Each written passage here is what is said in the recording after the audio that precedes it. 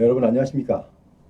오늘은 국립묘지 안장 불가 처분을 받은 사람이 이의 신청을 내서 안장 승인 인정으로 변경된 사건을 하나 여러분께 소개를 해 드리려고 합니다. 지금 요즘에 우리가 전국적으로 국립묘지가, 그러니까 이름은 각각 다릅니다. 국립묘지가 계속 확장세 계속 늘리고 있는 가운데 있는데도 불구하고 계속 넘쳐납니다. 그래서 국립묘지 안장에도 국가유공자라고 하면, 일단 기본으로 국가유공자라면 국립묘지 안장 자격이 있는 것입니다.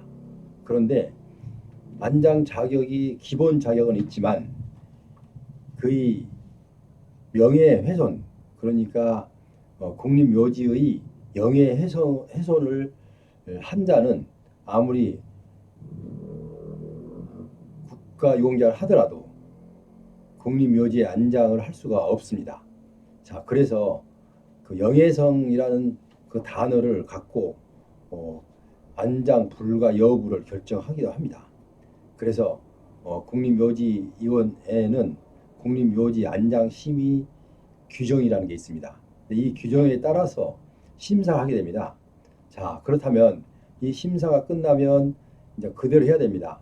그런데 국립묘지 안장에 불가 판정을 받으면요, 개인적으로는 엄청난 명예손실과 또 가족의 유신과 또 많은 친지들의 정말 씻을 수 없는 정말 불미스러운 사건이 될 수밖에 없습니다.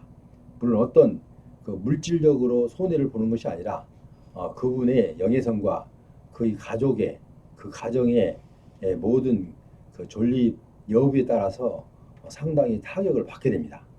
자, 그래서 오늘은 국립묘지 안장 불가 된 사건에 대해서 이의 신청을 내서 안장 승인 인정받은 사례를 여러분께 하나 소개해 드리려고 합니다. 자, 이제 방송에 앞서서 구독, 좋아요 부탁드립니다. 자, 그럼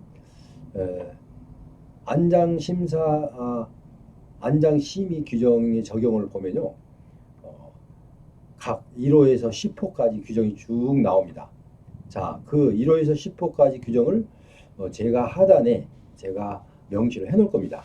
그럼 여러분께서는 그걸 보시고 가장 필요한 부분을 주장을 해서, 우리 부친께서는 이러이러해서 이렇게 여기에는 안장 심의 규정에는 이렇다 하더라도 사실은 이러이런 일을 하시고 생존 기간 동안에 이런 공헌을 했기 때문에 안장 불가 사건은, 불가 처분은 부당하다라는 이의 신청을 한다거나, 아니면 또 이의 신청을 해서도 안 되면 행정 심판을 한다거나, 이렇게 해서 구제를 지금 받고 있는 사례들이 많이 있습니다. 그래서 그 중에서 하나 중요한 사항을 하나 골라서 여러분께 소개를 해드립니다. 자, 안장심의 규정위원회의 규정이 적용된 사건은, 이 사건은 안장심의 규정 제4호 입대 이전 범행 여부. 그러니까 국가유공자는 입대 후에 내가 국가를 위해서 희생하다가 받은 시점이 국가유공으로 유공을 했기 때문에 유공자로서 인정을 받은 거죠. 그런데 입대 이전의 범행 여부를 강하게 합리적으로 주장을 했습니다. 자, 두 번째는 5호 안장 심의 규정 제5호에는 유공 시점이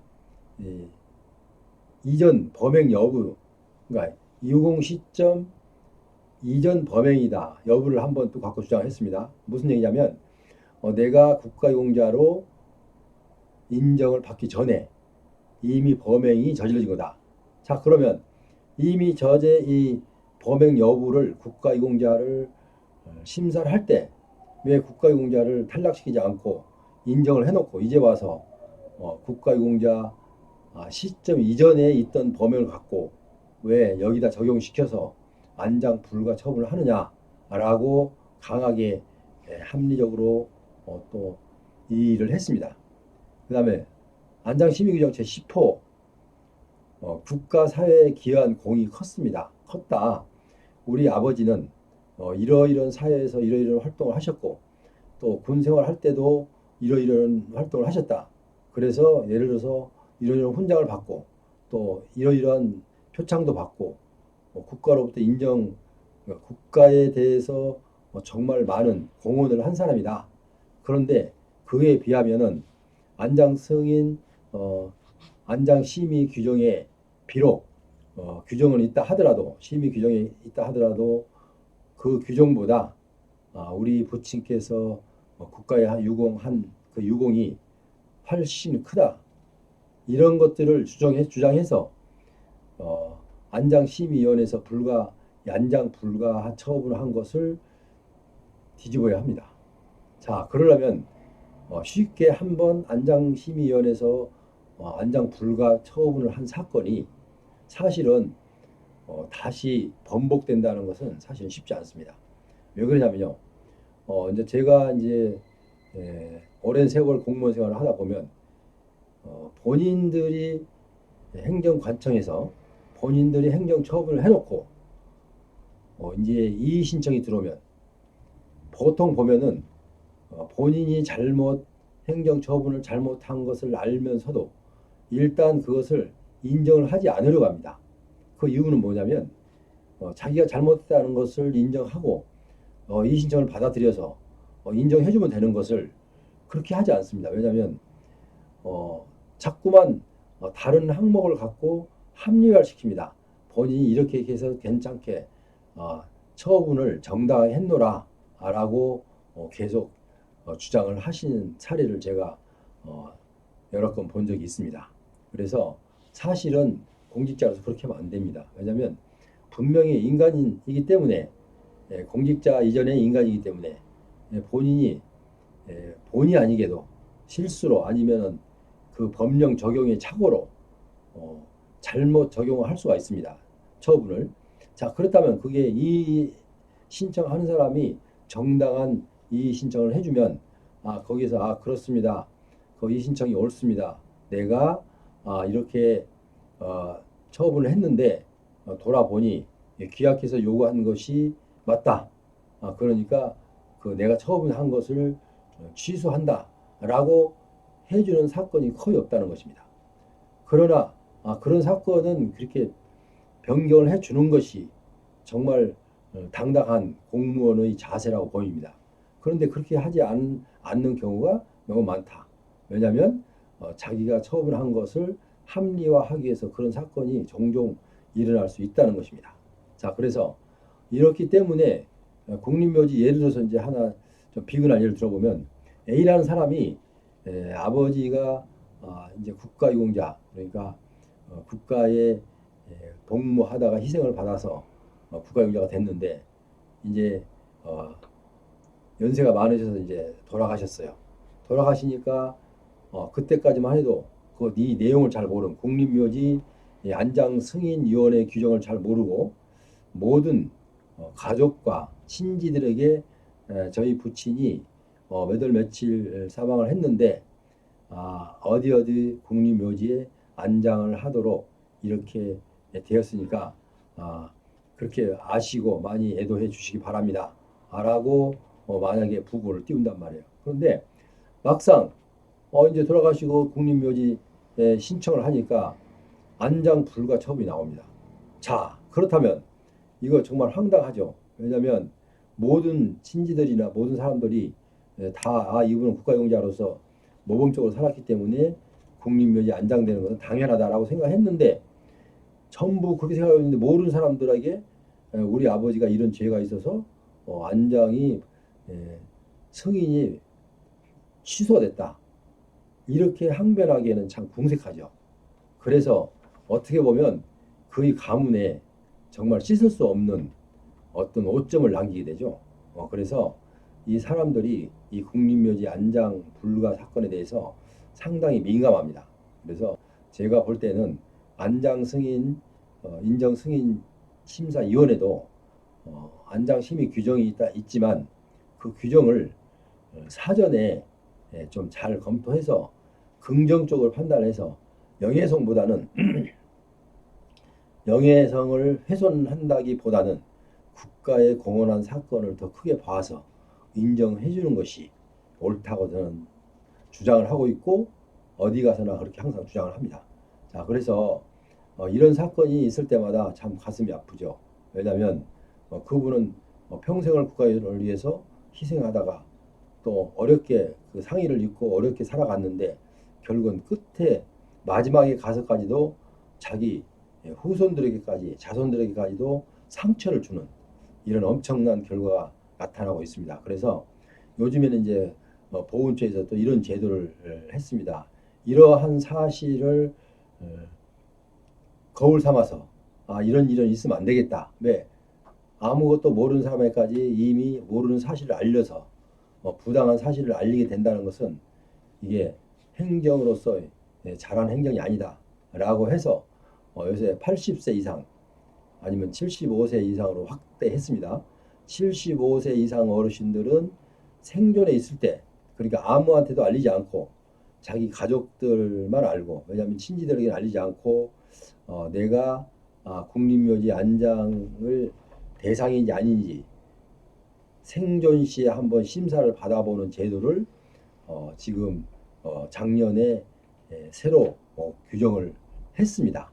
자, 그러면 처음에 80세로 하다 보니까 신청자가 적어요. 왜냐하면 80세를 지금 100세 시대라고 하지만 80세를 넘겨서 신청하는 사람들이 내가 언제 죽을지도 모르는데 하고 미리서 하는 사람이 없습니다. 그래서 이제 너무 적어서 지금 75세로 75세까지만 되면 생존 살아있을 때 안장 내가 승인 여부를 확인할 수 있는 그런 제도를 마련해 놓았습니다. 이제 그런 것도 한번 활용하는 것도 괜찮겠죠. 자, 어쨌든 자 그래서 그 안장심의위원회에서 이런 규정들을 새로 지금 국가유공자들에게 어떠한 그 영예훼손을 주지 않도록 하기 위해서 지금 여러 가지 방법을 모색하고 있는 것으로 보입니다.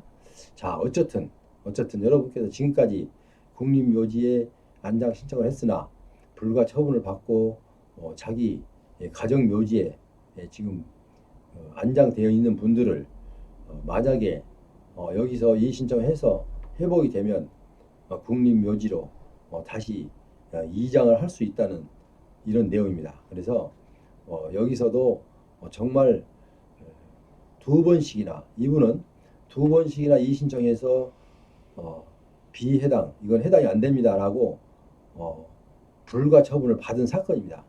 근데 세 번째 마지막으로 한 번 더 심혈을 기울여서 정말 그 안장 심의 규정을 꼼꼼하게 살피고 또 그분이 가지고 있던 국가 사회에 기여한 공을 상당히 부각시켜서 또 모든 자료를 준비해서 신청을 해서 이분은 결국은 안장 승인을 받아낸 사건입니다.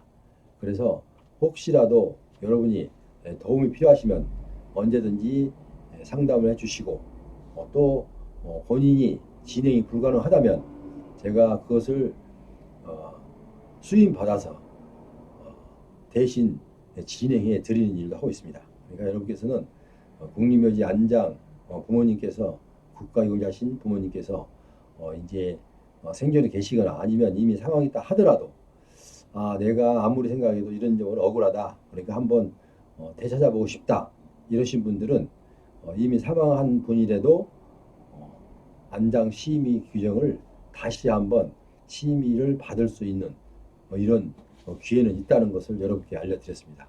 어쨌든 오늘은 이 좋은 사례가 나왔기 때문에 여러분께 제가 지금 안내 말씀드렸습니다. 그래서 지금도 마음속으로 자식된 도리로서 부모님이 국가유공자였는데 생존 때 이러이러한 실수로 인해서 국립묘지 안장을 못하고 또 가족묘지에 있는 이런 분들이 국립묘지를 간절히 염원하고 있다면 다시 한번 더 안장심의위원회 규정을 더 연구하고 살펴서 다시 한번 심사 승인을 한번 청구해보는 것도 나쁘지 않다.